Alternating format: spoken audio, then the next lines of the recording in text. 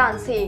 HPL PSL season 9 के मुकाबले दिलचस्प मरहले में दाखिल हो गई कोयटा और पेशावर की टीमें आज अपनी अपनी बका की जंग लड़ेंगी। इवेंट में आज एक ही मैच खेला जाएगा। पेशावर सलमी और कोयटा ग्लैडिएटर्स की टीमें पिंडी क्रिकेट स्टेडियम में आमने सामने होंगी।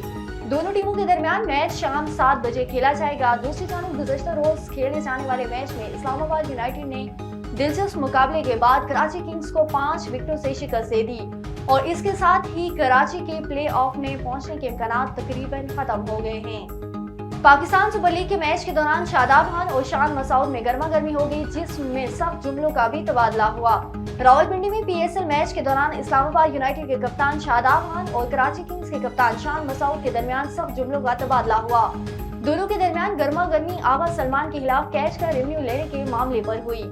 पेरिस ओलंपिक्स में पाकिस्तान के मेडल जीतने की वाहिद उम्मीद जेवलिन थ्रो राशिद नदीम है, जिनके पास मौजूदा इकलौती जेवलिन भी खराब हो गई। पाकिस्तान के स्टार जेवलिन राशिद नदीम ने निजी वेबसाइट से गुफ्तगू करते हुए कहा है कि उनके पास जो जेवलिन है वो काफी इस्तेमाल के बाद अब आलमी मेयार की नहीं रही।